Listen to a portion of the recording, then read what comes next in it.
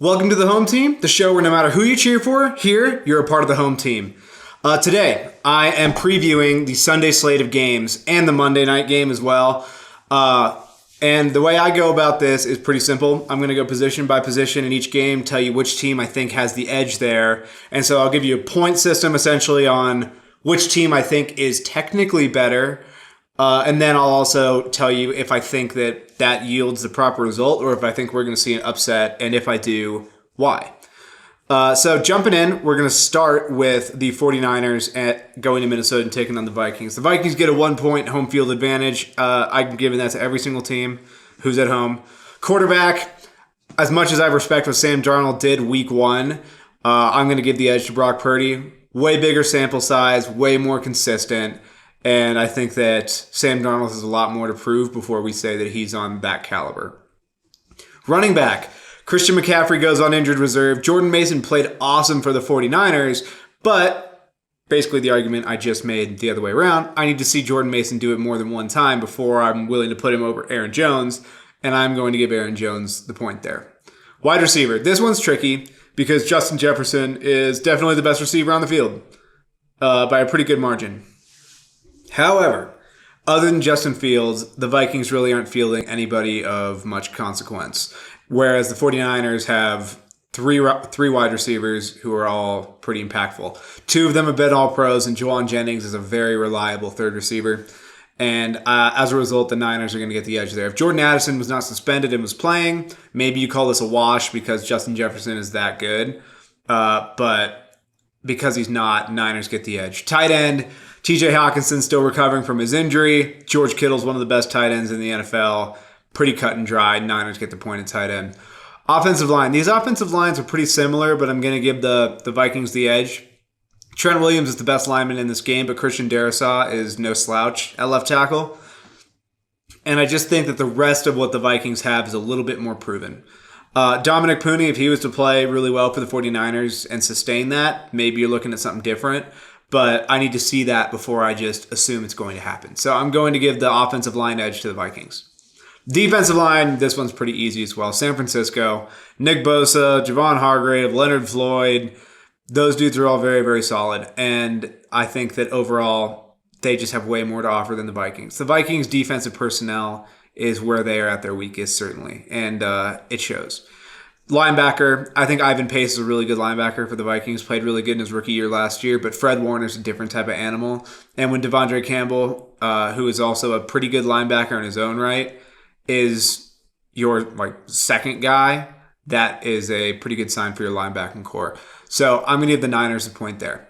Defensive backs, I would argue this is the weakest area on the Vikings roster. Harrison Smith is still playing well, but beyond him, they're very young, very unproven, and we don't really know what they have yet. Niners, on the other hand, Javarius Ward's been an All-Pro. Diamador Lenore is ascending as a second corner, played really well last year. And then the two safeties, Jair Brown's in his second year, and then George Odom was the starter and is holding that fort down until Hufanga gets back. But the Niners are just a little more solid in the back. So I'm going to give them the point. Special teams, I'm not giving anybody a special teams point today. I'm not planning on doing that because with the new kickoff rules, I just think that there's a lot to unpack there. And not to mention, it's so early in the season that a kicker that could have played really well in week one might completely fall apart. And I think special teams is something it's going to take a little bit more time to evaluate before we really make judgments on who special teams is substantially better than anybody else's. Head coach is the last thing, and I think Kyle Shanahan is better, but I have a lot of respect for Kevin Stefanski, so I'm going to give them both a point for this group. So overall here, when you count it up, plus the the home field advantage, I have San Francisco with the edge 7-4 over the Vikings. Do I think that is accurate, and do I think that is how this game is going to play out? Yes. I think the 49ers are just a little bit much for the Vikings to handle when they are still without TJ Hawkinson, without Jordan Addison. Sam Darnold's in the mix here. We don't quite know what we have there. The Vikings defense is really unproven, though I think that coaching-wise, Brian Flores does a great job. I think that the Vikings have a lot of good coming for them this year, but this is just a little bit much. So I think that San Fran goes to Minnesota and gets the win. Up next, Seattle. They go to New England. So Seahawks at Patriots. New England gets a 1-point home field advantage. Quarterback, Geno Smith is better than Jacoby Brissett. I don't think that Geno Smith is a world beater, but I think that he is certainly serviceable. And Jacoby Brissett, he's really just holding down the fort until the Patriots feel comfortable enough to let Drake May get out there and trial by fire, basically. Okay, running back. If Kenneth Walker was healthy, I would say Seattle, but he's not. And there's like a risk that he misses this game. So I'm going to give it to New England because Ramondre Stevenson in his own right is a very good running back. And if you had the 1-2 punch of Kenneth Walker and Zach Charbonnet, you'd have the edge, but it doesn't look like Kenneth Walker's going to play, so I'm going with New England on that one. Wide receivers, Seattle by a lot. DK Metcalf, Tyler Lockett, JSN, and the Patriots, it's maybe their biggest weakness on their team. So, tight end, neither one of them are particularly impactful at this point. Hunter Henry's just a little bit older now, and Noah Fant never quite grew into that level of tight end. So I'm giving them both a point there. It's a wash. Offensive line, Seattle. New England's offensive line is untested. It's sort of patchwork. And along with receiver, it needs to be upgraded pretty strongly. Seattle's, it's a little inconsistent, but Seattle has invested some high picks there. And through 1 week, Charles Cross looks like he's improved a lot. So I'm going to give Seattle the edge. Defensive line, same deal, especially with Christian Barmore being out and Matt Judon being traded before the season for New England. Those were their two best defensive linemen. Now, Keon White played really, really well in week 1, but Seattle just has more guys. Like, they can throw bodies at you everywhere, from Boye Mafe, Leonard Williams. They drafted Byron Murphy in the first round, so they just have bodies. And while none of them might be individually a game wrecker, enough guys where there's nobody that's a weakness is still very effective. It's what the Ravens did last year. Linebackers, I'm actually going to give the Patriots the advantage here. Seattle's linebackers, they're okay, and New England's are okay as well, but Tavai for the Patriots is the best linebacker, and when you have the best out of the whole group and they're pretty comparable, I'll give you the edge. So I'll go with the Patriots have the linebacker advantage. Defensive backs, this is one where I'm actually quite torn because, and I'm actually going to give both teams the point here. I think it's a little aggressive. I'll put it like this. I don't think the Patriots defensive backs are bad at all. I think Christian Gonzalez in particular has a lot of upside. I think Kyle Duggar's a good safety. I'm going to give Seattle the edge because I think that the quality of the guys is a little bit higher. I don't know if Witherspoon or Woolen are that much better than Gonzalez because we had such a small sample size before he got hurt last year, but they have two good corners. Julian Love through 1 week played really well. Rayshon Jenkins is the other safety. It looks like Seattle has 4 bodies back there who are all really dependable, and some of them are even elite. And the Patriots, one could be elite, and the other than that, they're just solid. So I'm going to give Seattle the edge, although defensive backs is by no means a weakness for New England. Special teams, once again, no points. And head coaches, 2 first-year head coaches, nobody gets an advantage there. So overall, I have Seattle outpointing New England 6-4, and I do think that's probably correct. I think that New England gave a really good showing for themselves in week 1, beating the Bengals. I have also seen the Bengals just absolutely melt down enough times to know that that is not dependable. And I need to see them do it again. If they beat Seattle, I'm going to start looking at New England a little bit differently. But I need to see it to believe it. And until further notice, I'm going to say that New England's going to be feisty but not be able to beat a certain level of team. And I think Seattle is just above that watermark for them. All right, up next, the game no one wants to watch. New York Giants at Washington Commanders. Commanders get a 1-point advantage. Daniel Jones and Jaden Daniels. I'm not giving either one of those teams a point for their quarterback. We don't know what Jaden Daniels is, and I just won't give Daniel Jones the advantage over many people. So nobody's getting a point for their quarterback. Jaden Daniels in a couple weeks may prove that he's good enough where he deserves that point, but I need to see it. Running backs, I'm going to give the edge to the Commanders. At least Austin Eckler is a competent running back that we've seen is a good and viable receiving option, whereas the Giants, Devin Singletary is all right, but it's not much.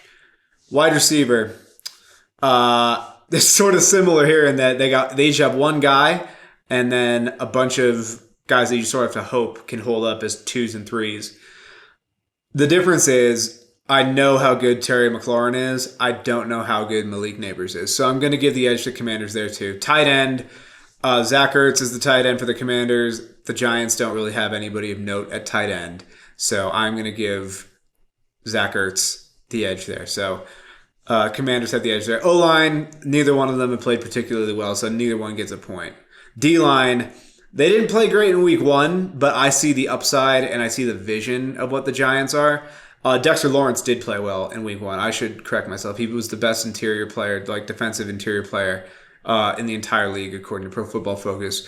And he's been up in that tier since he was basically since he came into the NFL and really settled in as a nose tackle, essentially.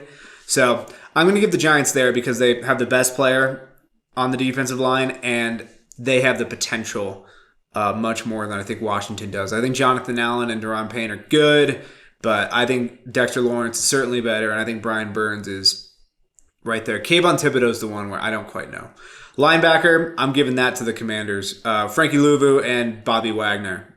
Solid as you get. I'm not sure that Bobby Wagner is capable of playing to the elite level he once did, but he is certainly still a solid, reliable, good linebacker, and Frankie Louvu showed a lot of flashes in Carolina, and I think that if there's any unit on the Commanders that I actually feel pretty solid about, it's their linebackers. Defensive backs, neither one of them gets a point. It's all so young and unproven on both sides right now that I have no clue what I'm dealing with. Special teams, once again, nothing. Head coach, I know Dan Quinn's been to a Super Bowl, but it's his first year in Washington, so I need to know what I'm dealing with in that situation. I think as weak as the Giants are, I'm a fan of Brian Dable, so I'm going to give him the advantage. And Washington, I have them with the advantage in total 5-2, and I think that's probably correct. If Jaden Daniels simply plays well against a much lesser opponent than the Buccaneers were, I think Washington should win this game pretty safely. Up next, the Chargers. They go to Carolina and take on the vaunted Panthers. The Panthers get a home field advantage, 1 point for them. Quarterback, Justin Herbert, Bryce Young. This is not really a conversation. Justin Herbert. Running backs. I think Chuba Hubbard's a good back, but I also think that J.K. Dobbins and Gus Edwards are a better combination. So I'm going to give the advantage to the Chargers there. Wide receivers, neither of these teams are getting a point for wide receivers. It's very, very unproven, and it's for this almost alternate reasons. The Chargers are just so young at the position. They're relying a lot on Quentin Johnston and Ladd McConkey. A rookie in Ladd McConkey and a second-year guy in Quentin Johnston, who didn't particularly acquit himself well in his first year. In Carolina, they're still relying a lot on Adam Thielen. Deontay Johnson is okay, and then Xavier Leggette's a rookie. So it's groups that we're just not quite sure if any of them mesh. And I'm not convinced any of them mesh, so nobody gets a point. Tight end, same thing. Hayden Hurst might be okay for the Chargers, but he's not a tight end that you're writing home about necessarily. But he certainly has a chance to show with the Chargers that he's worth something. And then Carolina the weapons in Carolina just aren't there yet. Offensive line, going with the Chargers here. Rashawn Slater played really well in week 1. Joe Alt acquitted himself very nicely in week 1. And you don't get a much tougher welcome to the NFL than Max Crosby. So Chargers get the edge there. And not to mention, if you watch the Panthers play week 1, that offensive line was embarrassing. Defensive line, Chargers all the way. Khalil Mack, Joey Bosa. Their interior guys have gotten more strong, although they're not necessarily household names. In Carolina, they lost their best defensive player in Derek Brown. He's out for the year. So Carolina's just not particularly imposing in the trenches. So Chargers get the advantage there. Linebackers, I think Shaq Thompson's a good player, and I think that the Chargers are just very unproven there with a I know Diane Henley is starting, and then the other one is it's Diane Henley and Denzel Perryman. So Denzel Perryman's a veteran. He's been around for a while, but there's a reason he's bounced around the league. He's a good run defender, not necessarily a great pass defender. And then Diane Henley's in his second year, didn't play a ton in his rookie year. So just a little improvement. And I think Carolina is it's a little more solid.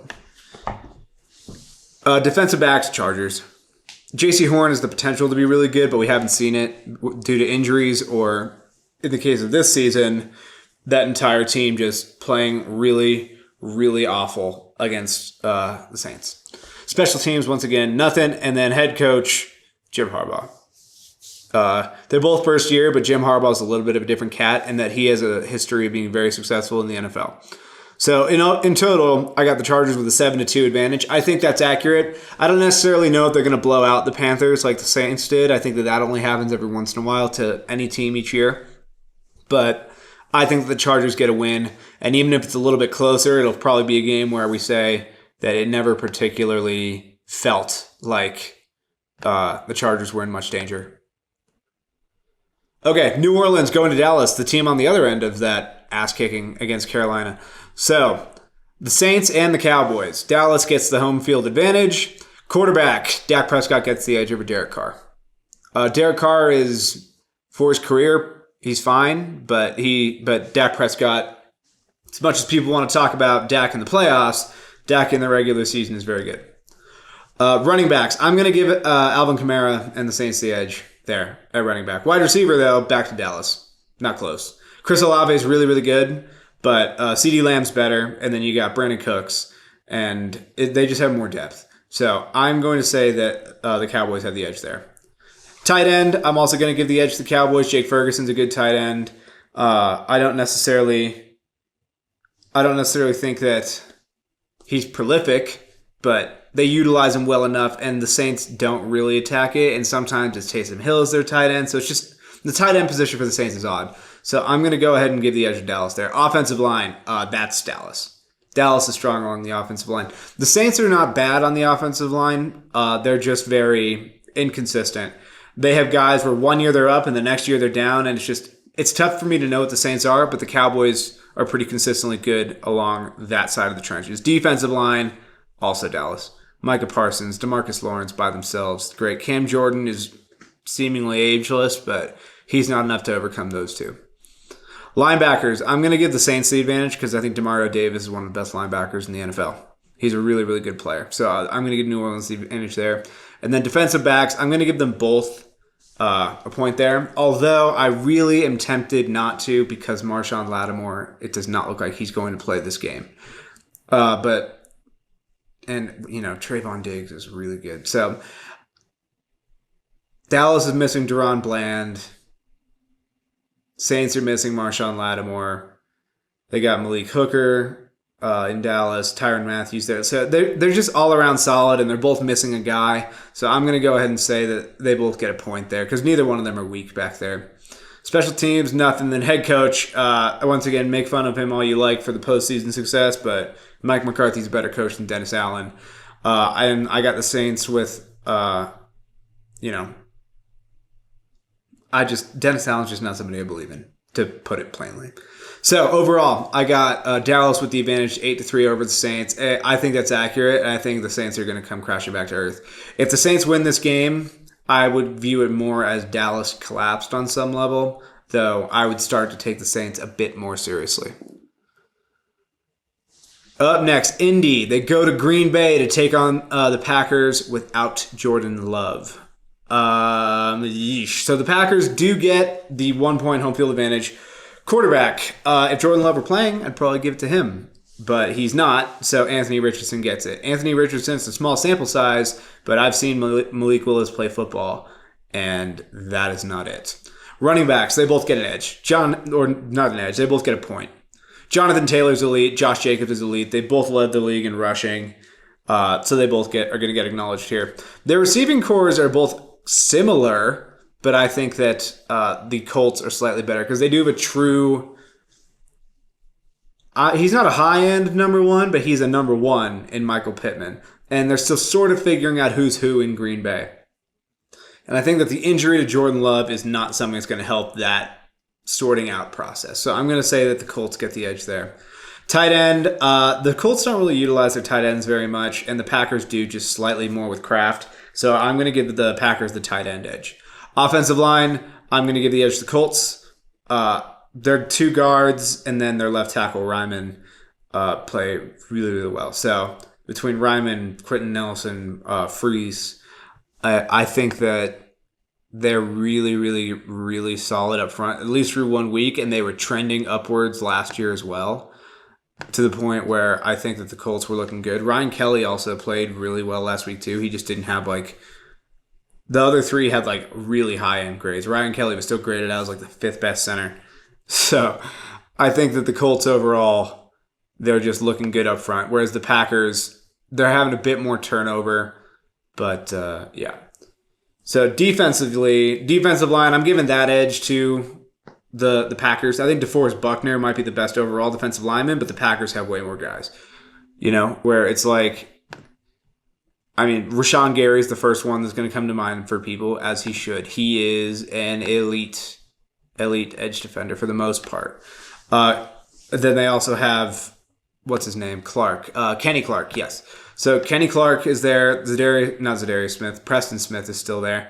And they have three guys at the bare minimum, whereas I feel the Colts really only have one unless Kwity Paye takes a pretty good step forward to even the gap. So I'm going to give it to the Packers. Linebackers, I'm going to give that to the Colts. I think Zaire Franklin's really, really good. And the Packers were hoping for a jump forward from Quay Walker, but it hasn't happened through one game. And I'm not going to just project it here when one dude played well last year. So defensive backs, though, that goes to the Packers. With Jair Alexander in particular is very good. Xavier McKinney is a underrated safety, and he shouldn't be. Eric Stokes is back. We'll see how he plays. He showed promise his rookie year, then injuries sort of hampered him. But Indianapolis, it's pretty much all young guys. They don't have a whole lot of established dudes in there. So I'm going to give the Packers the edge there. Special teams, nothing. And head coach, I think Shane Steichen's good, but I think Matt LaFleur has proven a lot more. So I'm going to give the edge to Matt LaFleur. So overall, I have the Packers with the advantage, 6-5 over the Colts. However, I'm not picking the Packers with Malik Willis playing quarterback. I think the Colts will go into Green Bay, and their defense is going to be good enough to just stifle the Packers. If they beat the Colts, if Green Bay and Malik Willis beat the Colts, that tells me a lot more about the Colts than it tells me about the Packers. So Indianapolis, this is your chance. Go on the road, get a win. You don't want to drop to 0-2, especially when that would be losing to Malik Willis. Cleveland at Jacksonville. This is a very interesting game. So Jacksonville gets the home field advantage. Quarterback, Jacksonville. Trevor Lawrence is better than Deshaun Watson. Not to mention the whole situation going on with Deshaun Watson now is crazy. Running backs, if Nick Chubb was playing, I would give this to Cleveland, but he's not. So Travis Etienne is there for the Jaguars, and he gets the distinct advantage over whoever the hell Cleveland is throwing out there, frankly. So, yeah, Travis Etienne gets the edge there. Wide receivers, I would rather have Cleveland's bunch. Jacksonville's group is just a little bit younger. They all feel like they would be awesome if there was one wide receiver over them all. They would all slot much more naturally as a 2 and a 3 and such. Whereas Cleveland, at least we got Amari Cooper is a mid-tier number 1. Jerry Jeudy, we'll see what he is, but he's a competent route runner who's struggled with drops. But they all just feel a little bit more. I think Amari Cooper is just the difference, essentially. Tight end, I'm actually going to give them both a point here. Evan Ingram has played well in Jacksonville, and David Njoku has played well in Cleveland, especially last year. Offensive line, Browns. The tackles might not have played particularly great in week 1, but DeJuan Jones played well enough last year for me to have a little faith that he'll play better, and the interior is really strong. Whereas Jacksonville, it's a little more just their lower middle at every position except maybe right guard, but we'll see. Anton Harrison, if he takes some step forward, that would be huge, and they could really use that. But for right now, it's Cleveland. Defensive line, it's also Cleveland. That one's much more safe. Myles Garrett by himself might be better than the Jaguars' defensive line. However, Josh Hines Allen now rather, sorry, he's really good, but I don't feel that the rest of them are enough to overcome what Cleveland presents. When you have, Zadarius Smith out there, for instance, when that's your second best edge player, you're doing very, very well for yourself. They also have Dalvin Tomlinson in the middle, which is an upgrade. They brought him in this offseason. Quentin Jefferson was with the Jets. He's not awesome, but he's strong. And then in terms of Jacksonville, Trayvon Walker, I think he got a sack last week. Maybe he might have got 2, but he's not particularly impressive in the way he gets there, which makes me feel that it's really not sustainable. And then Eric Armstead with the 49ers, who's really, really good. He's also getting up there in age now, and I am not 100% sure how much impact he brings when Nick Bosa is not the guy on the field out there. So we'll see. I think that Jacksonville's got good players on the defensive line. I think they're just all a cut below what Cleveland presents. Linebacker, though, I'm actually going to give them the edge. I think that for the Browns, Jeremiah Owusu-Koramoah is really, really good. But I also think that Devin Lloyd has been quietly ascending in Jacksonville, and Foye Oluokun makes so many tackles every single year for the Jaguars that their linebackers are quite strong. Defensive backs, however, that's Cleveland all day. They are much better on the back end than Jacksonville. Special teams, nothing. Then head coach, I got a lot of faith in Kevin Stefanski. I'm not a huge fan of Doug Peterson, so I'm going to give Stefanski the edge, and that gives the Cleveland Browns the advantage, 6-5. But I think Jacksonville wins at home. The Deshaun Watson thing is too weird. It's too weird. He's not playing well anyways. Then you throw this whole new, a whole other new lawsuit against him, and apparently it's not new. It's one that is apparently being refiled. But still, it's a distraction, and it's coming up, and it's a team that really could not afford to be distracted. So I think Jacksonville is going to get the win, and I think Cleveland's going to have some tough conversations. Okay, the New York Jets and the Tennessee Titans. Speaking of a team that might need to have some tough conversations if this week doesn't go well. The Titans get the 1-point home field advantage. Quarterback, Aaron Rodgers. Will Levis really did not do anything for himself last week. He did not play well, especially given the context of what he did with all the turnovers. That is the one thing you cannot do, especially when the rest of your team is playing so damn well. So, not good. While the Jets' offense didn't do much in San Francisco, Rodgers showed flashes, and I believe he's going to sort of settle in and just get more comfortable as they go. Running back, Jets. Breece Hall's awesome. Need I say more? Wide receiver, Jets as well. I understand that Calvin Ridley's there, DeAndre Hopkins is there. They're both aging players that are now the difference makers. DeAndre Hopkins in particular, that he once was, and Garrett Wilson is a player that is right at the front end of his prime and showed it. Granted, what the Titans do have the advantage of is they might be able to just focus a lot on him and make the Jets have other answers, and that's when you got to hope that guys like Allen Lazard can step up. So I do think the Jets have the advantage because of Garrett Wilson, but I don't think either of those receiving cores are awesome. Tight end, neither one really feels a game changer. I'm not giving either one of them a point for their tight ends. Offensive line, I'm going to give them both a point, and they're for very different reasons. The Titans have invested a lot in their offensive line in recent years. They draft Skoronski in the first round. Last year, they draft, I am forgetting his name. Left tackle. How am I forgetting his name? I can picture him. They draft, J.C. Latham. That's who they took. And then they also brought in Lloyd Cushenberry from the Broncos. The left side of their offensive line shows a lot of promise. And I think that given time, they will sort of coalesce and gel quite well. Whereas the Jets, it's very much something different. They have a lot of veteran guys on their offensive line. And I think that they should be a group that gels more quickly. I also think that they are a group that has a much higher risk of getting hurt and breaking down.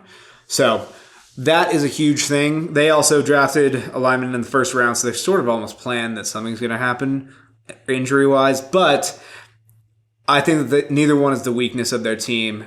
and they both have a question mark about them. One is inexperience and one is health. So I'm going to give them both a point. Defensive line, that goes to the Jets all damn day. That's all day. If the Jets would ever wake up and pay Hassan Reddick, given that you traded for him, they would be even better. But they haven't yet. But Quinnen Williams is really good. Jeffrey Simmons is also great, but that's basically all that the Titans can threaten you with. Linebackers, that goes to the Jets. C.J. Mosley and Quincy Williams are both really, really good. Really good. Strong. Defensive backs, that's also the Jets. Sauce Gardner, DJ Reed, Chuck Clark. I mean, their corners are both elite. Sauce is the best corner in the league. And the Titans are they're kind of a mess in that area. Special teams, got nothing. The head coach, I considered not giving a point here, but I'm going to give the edge to Robert Saleh. He at least has experience, and while it didn't show in week 1 historically with his time with the Jets, he's had his side of the ball looking really good. So I'm going to have a little bit of faith here that the Jets defense makes week 1 look a bit more like a fluke, and we'll see that. Then Brian Callahan, I just don't know. First-year head coach, don't know yet. It wouldn't be fair for me to make a judgment on him yet. And so overall, that gives the Jets an advantage of 7-2, which I think this is a close 7-2. 7-2 sounds bad, sounds like they are in a world of trouble. But I think that wide receivers kind of close between them, at least. So weapon wise, it's okay. If Will Levis shows a lot more, or if Brian Callahan really shows he can scheme it up, we could see something shocking here. But I do think that the Jets are going to come into this pissed off. And they're going to want to prove that it's like, hey, guys, just because we ran into a buzzsaw in week 1 with the 49ers, the Niners have made a lot of people look like that over the last couple of years. And I think the Jets are pretty annoyed about it. Now, if the Jets lose, it's going to look like, the sky is falling in New York. So we will see. Tampa Bay going to Detroit to take on the Lions. This is another one that I will tell you in advance is closer than the score would indicate. So, quarterback, I'm going to give the edge to Jared Goff. I think Baker Mayfield has played well, but Jared Goff has played much more consistently over the last couple of years, and I think he's better. Running back, that goes to the Lions. Cut and dry. David Montgomery and Jahmyr Gibbs are a freaking deadly duo.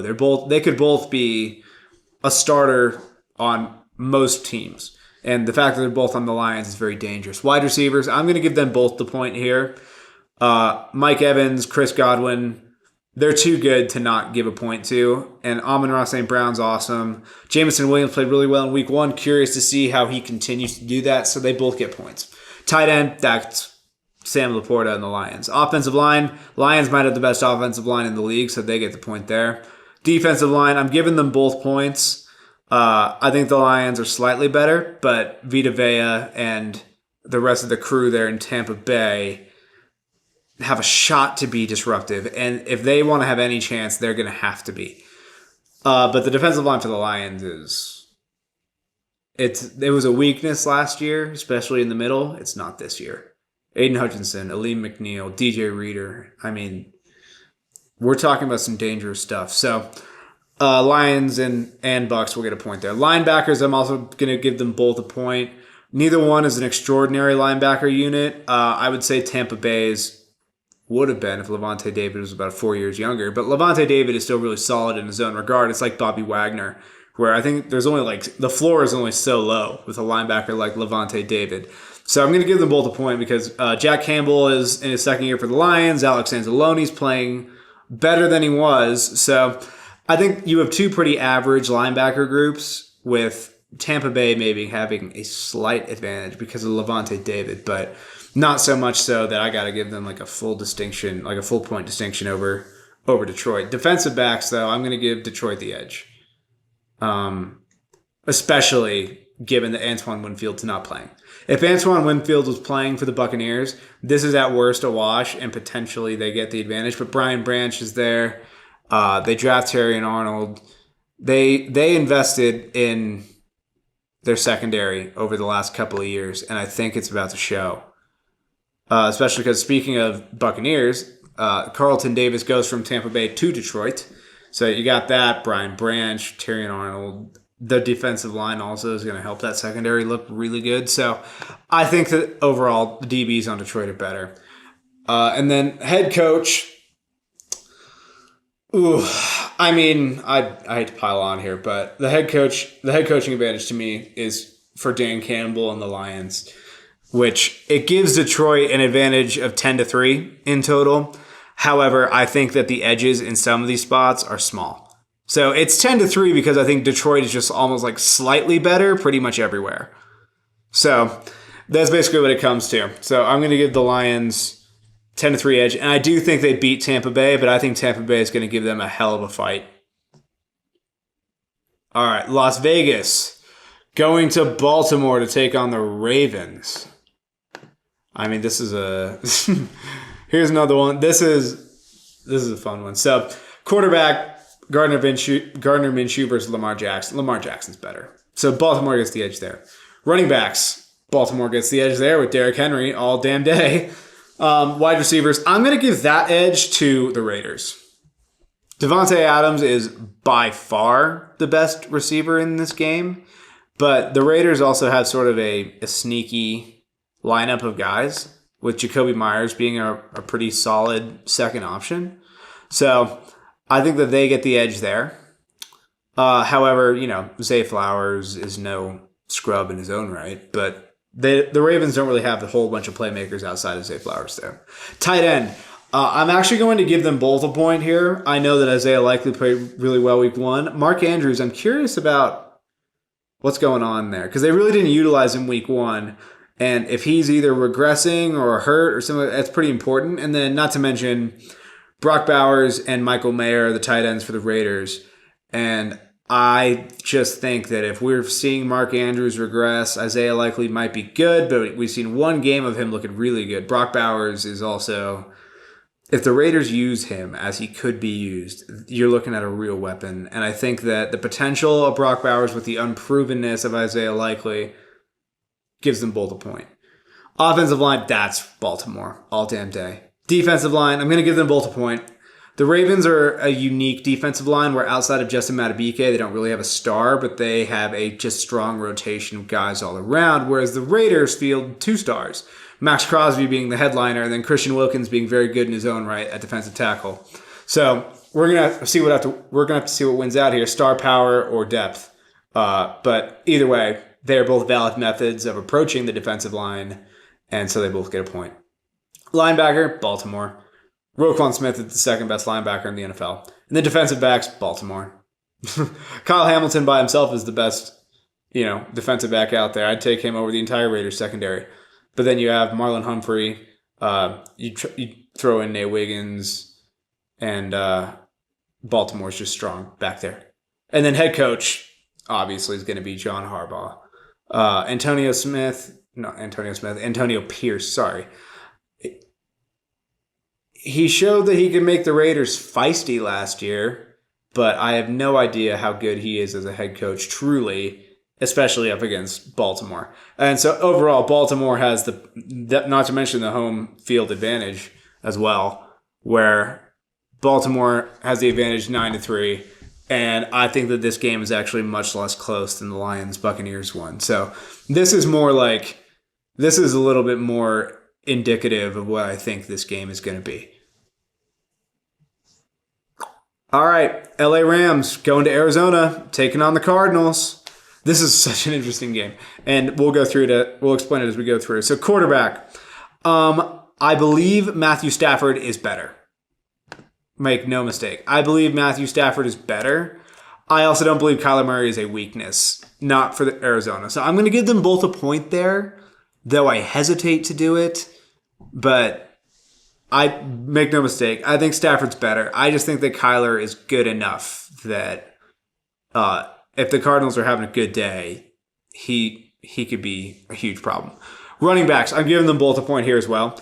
Kyron Williams is really great for the Rams, and then James Conner is underrated in Arizona. Played great last year for the Cardinals. And I think as a result of that, he should be taken very, very seriously. Wide receivers, this one is so damn difficult. If Puka Nacua were not hurt last week, because he was put onto IR, and so he'll miss the next 4 games. If he was here, it's Rams all the way. I'm still giving the point to the Rams because of Cooper Kupp. And given that Marvin Harrison did basically nothing in his debut, I'm not going to give you a point because of what you did at Ohio State. If he blows up in this game, Marvin Harrison does, maybe you're calling this a wash or even a Cardinals advantage because of the potential injury volatility of Cooper Kupp. But for now, I'm giving the Rams the point. But man, that Puka Nacua injury scares me because Cooper Kupp has not been an Iron Man these last few years. Tight end, Trey McBride is an underrated tight end. He's actually a very, very good one in the NFL. So Arizona gets the point there. Offensive line, I'm also going with Arizona. Huge part why the Rams got hurt here in week 1. They're having to get down to their third tackle, I think it was. So the Rams already being hurt along the offensive line scares the hell out of me. And as a result, I'm going with the younger offensive line of the Cardinals that they've invested in. So we'll see. Defensive line, I'm going with the Rams. Arizona doesn't have a real game changer there. And Aaron Donald may be retired, but Jared Verse played well in his first game. And the Rams have just more of a collection of guys. Linebacker, neither one really fields significant linebackers. No one's getting a point there. Secondary, I'm giving that to the Rams. I love Budda Baker, but he wasn't quite the same last year, and I need to see what he looks like. And beyond that, the Cardinals are just bad in the secondary, flat out. Whereas the Rams are at least, they have guys who are capable of starting. So special teams, nothing. And then head coach, that goes to the Rams all day. Sean McVay is one of the best coaches in the league. Now, do I think that the Rams' advantage of 6-5 over the Cardinals is going to yield a win? Maybe. This is one of the games I'm most uncertain of this week. And the injuries to Puka Nacua and the Rams' offensive line have me scared enough that Arizona is going to be able to turn a feisty game into a win. I think Arizona is going to steal this game against a team that's better than them because the Rams got hurt, is what I essentially think is going to happen. Now, the Rams hurt still might be good enough to beat the Cardinals because I think very highly of Matthew Stafford and Sean McVay in particular. We've seen Sean McVay. The one thing that can slow down Sean McVay's offense is when the offensive line is not good. And the injuries to them could do that. Okay, the game that's supposed to be the biggest game of the week. Cincinnati at Kansas City. Bengals, Chiefs, the rivalry renewed. Kansas City gets the 1-point home field advantage. Patrick Mahomes is the best quarterback in the NFL, but he is not so much better than Joe Burrow that I'm not going to call, this essentially a wash. The Bengals and the Chiefs get a point for their quarterback. Joe Burrow is one of the few quarterbacks where you're like, okay, I'm not outmanned when we go against Kansas City. And this isn't me, let's be clear here. I think Patrick Mahomes is the best, but I do think that Joe Burrow is he's in that top 3 to 5 range where really it's as long as your guy is in there somewhere, you're not outmanned necessarily.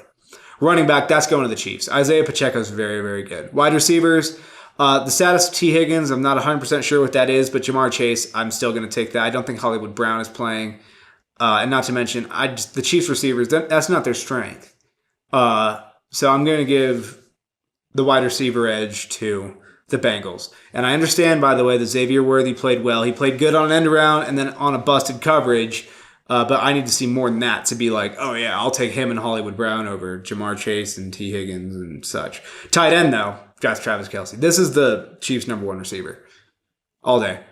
And so they get a pretty strong edge at tight end. Offensive line, I'm giving them both a point because they're both pretty solid overall.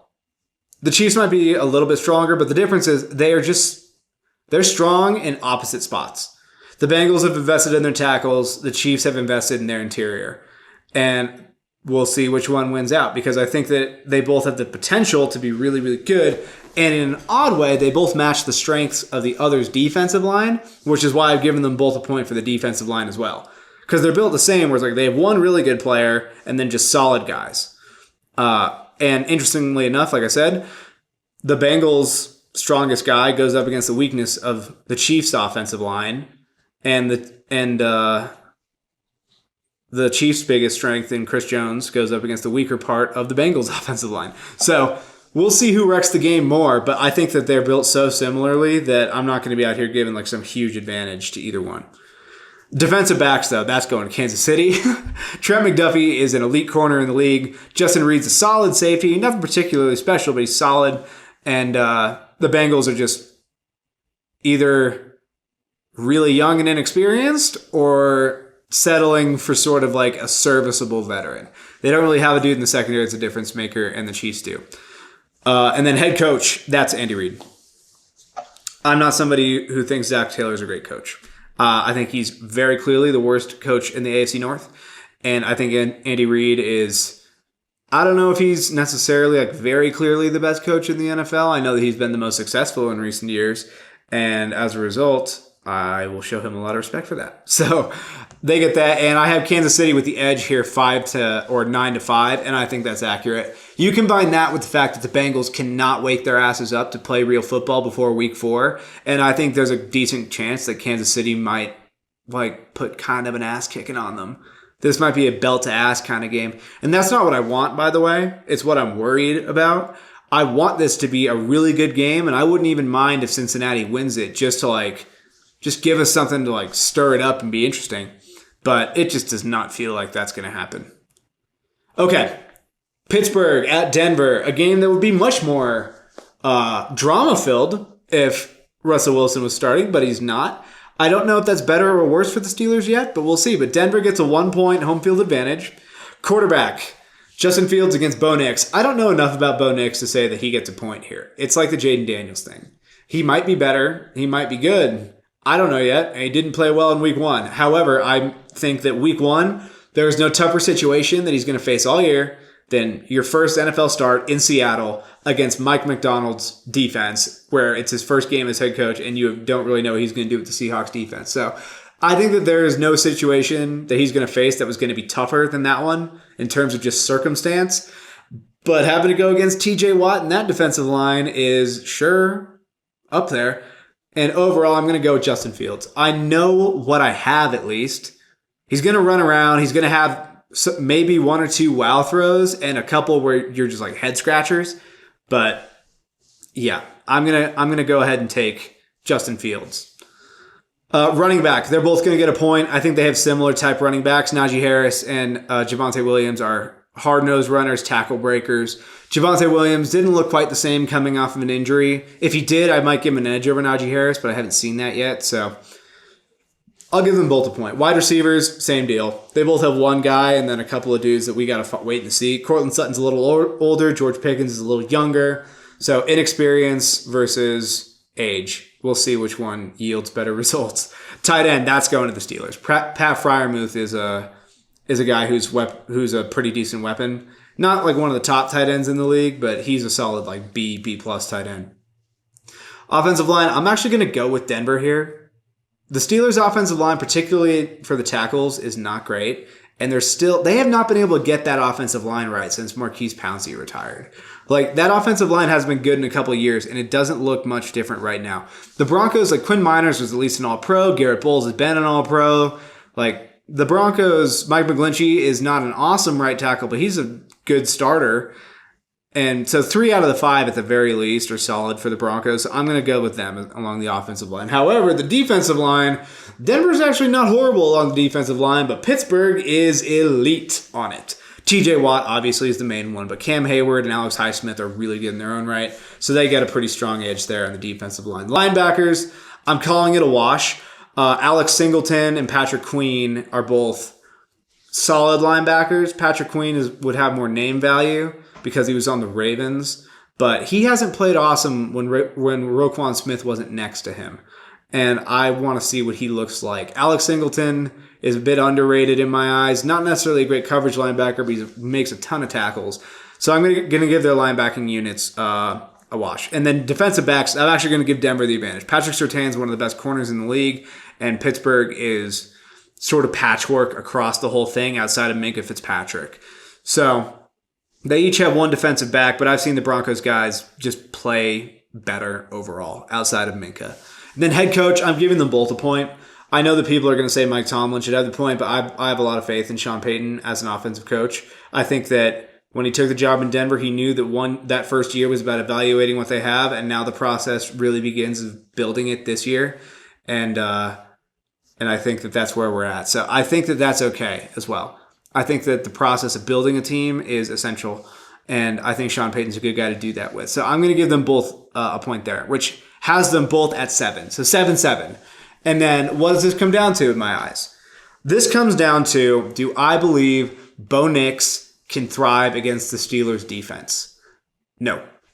I believe that if he does, that's very impressive, and it means that Broncos offensive line really stood up, or Sean Payton just had a really good plan. Because I don't know that the Broncos receivers are going to be enough to just dominate. And the Pittsburgh Steelers are not a team you can usually just run the ball down their throat on, unless you have a really great run game and offensive line or a really creative scheme. I think that the Broncos have to overcome more because they're just younger. Pittsburgh has such an identity about them, and they stay within it. And when you're dealing with a rookie quarterback, there's a chance he makes that one mistake. So I think Pittsburgh takes the win over Denver here.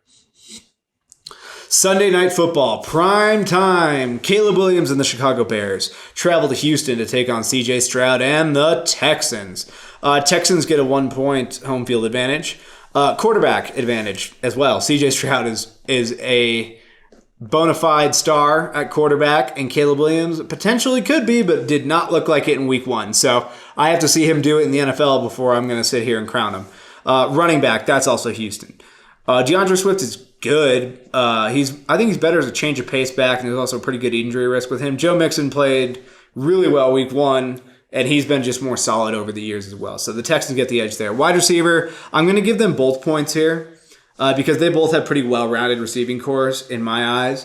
For the Bears, it's DJ Moore, Keenan Allen, and no, it's not Mooney, is it? I don't think he's still there. Or is he? Am I just crazy? No, it is a different number 11. That's why I got it mixed up. DeAndre Carter. So I think that's really good. Then in Houston, you go Nico Collins, Stephon Diggs, and then Tank Dell. So I think that they're just really solid all around, both of them in the receiving end. However, I will give the Texans the edge for tight end with Dalton Schultz. Cole Kmet and Gerald Everett are all right, but they're just not really – they just haven't been utilized in that way, and they didn't play well to start the year. So I'm going to give Dalton Schultz the edge. Offensive line, Texans. Laramie Tunsil in particular is quite good. As far as the Bears go, they're young. They're putting resources there, but we haven't seen it yield results yet. So I can't, in good conscience, simply reward the investment. Defensive line, I'm going to give them both a point because they both essentially have a couple things where it's like Montez Sweat is really good. Danielle Hunter is really good. Will Anderson is very good as well. But beyond that, there's not a ton of depth left on these defensive lines. And I think that as a result, they both have one or two guys at the top, and then the rest just have to fill in. So I'm going to give them both a point for that. Linebackers, that's going to the Bears. I got a lot of respect for Azeez Al-Shaair. I think he's a good player. I also think that TJ Edwards and Tremaine Edmonds are a very good linebacker duo. And I think that overall, they are both individually better than Azeez Al-Shaair. So I'm going to go with them. Defensive backs, I am also going to go with the Bears here. I like Derek Stingley, but the rest of the Texans secondary is questionable, I suppose you could say. They just haven't made the strides yet. Jimmy Ward is an experienced safety. Maybe he plays well enough on the back end, but when it comes to the Bears, Jalen Johnson in particular has played very well, but then you also have Kevin Byard, Jaquan Brisker. They each slot nicely into free and strong safety. And then second-year guy Tyreek Stevenson, who showed flashes in his rookie year. So it just feels like the Bears field a more ascending group than the Texans outside of Derek Stingley. So overall, I got Houston with the advantage. Oh, well, actually, hold on here. Not done. Sorry. Head coach is the last one. And yeah, I'm giving Houston the advantage there. I'm not a big believer in Matt Eberflus. I believe his seat is very hot this year. And I think D'Amico Ryans has done a lot to get the Texans turned around. And to do it in such a short amount of time is very impressive. So overall, I got the advantage for Houston being 7-4, and I think that they're gonna dispatch of the Bears with a fair amount of ease. The only chance Chicago has, in my mind, two things have to happen. One, the Bears defense needs to hold up against a tougher opponent than the Titans. They got to hold up against C.J. Stroud and his weapons with the Texans. And then Caleb Williams and that offense need to play well. You don't have the option of being that sloppy against Houston, because Houston's defense is formidable in its own right, and then Houston's offense isn't going to hand you the points that the Titans did. So either Chicago wakes up now, or I think Houston could win this thing by 2 touchdowns. All right, then last game, Monday Night Football, and that is the Atlanta Falcons going to Philadelphia and taking on the Eagles. So, quarterback. If Kirk Cousins was not playing like he's coming off a torn Achilles, you can make the argument that they could both have a point here, but he did not look good in week 1, so I'm going with Jalen Hurts. Running back, I'm going to give them both a point. I know a lot of people are going to be like, oh, Saquon Barkley, though. Saquon Barkley is awesome, but so is Bijan Robinson. So I'm going to give them both a point for running back. Wide receiver, though, I'm not. That's the Eagles all damn day. A.J. Brown and Devonta Smith, and then you have Jahan Dotson sort of working in there as like the third guy. That's dangerous. Tight end, I'm going to give them both a point as well. Dallas Goedert's a decent tight end, and then Kyle Pitts is another decent tight end who everybody says is underutilized, but I'm getting to the point where it's like, hey, at what point do we get to stop saying he's underutilized? But at the very least, he is a wildly talented player who makes some wow catches, but isn't delivering on the level of the elite tight ends. But I think he's still certainly equal to the level of Dallas Goedert. Offensive lines, I'm going to give them both a point here. This is one of the few teams that would get points here with each other. For the most part, the Eagles and the Falcons will have an advantage against basically everyone but Detroit. But they're both going to get a point here. The Falcons in particular are a dominant run blocking team, and the Eagles are a bit better of a pass pro team, especially with their tackles, Lane Johnson and Jordan Mailata. But we'll see how that plays out, because I think whichever offensive line plays better is going to be huge for this game. Now, defensive line, this is not a similar fight. The Eagles are better along the defensive line. Grady Jarrett is very good for the Falcons, but Jalen Carter is awesome for the Eagles. Bryce Huff rotates in as a pass rusher. Jordan Davis still plays at the other D tackle spot. The Eagles just have more guys. Linebackers, I'm not giving either of these teams a point for their linebackers. Neither one has really emphasized it, and it shows. Defensive backs, though, I'm going to give the edge to the Falcons here. Between A.J. Terrell at one corner, Darius Slay's there for the Eagles, so they each have one strong corner. But other than that, the Falcons have 2 good safeties out there with Jesse Bates and Justin Simmons. And the Eagles have Reed Blankenship, who is decent, but not on the level of those 2 guys. So I'm going to give the edge to the Falcons there. And then head coach, this is a tough one. I'm not going to give the edge or a point to Raheem Morris because I don't know what he is as a head coach. I'm going to give the point to the Eagles with Nick Sirianni, although I do not believe Nick Sirianni is necessarily a great head coach. I think he is very fortunate that he is in the organization that has Howie Roseman as its GM. And so he gets the point, though he's not a coach that I believe makes him too big of a difference in any given game. Overall, I have the Eagles with the advantage, 8-4 with that home field advantage, and I think that that's accurate. I think Philly's going to win. Until I see Kirk Cousins show me that he is comfortable on that leg, I'm not going to feel comfortable picking the Falcons, especially against a team like this. So those are my picks for Sunday and Monday of week 2. I was wrong about Thursday, so who knows? I'm going to be wrong about some games this weekend too, and I have no doubt that everybody's going to let me know exactly how stupid I am for doing that. So let me hear it. Let me see. If you agree with me, tell me. If you don't, I'm already pretty certain that you're going to tell me. So once again, like, subscribe, share the video. Thanks so much for tuning in. Peace.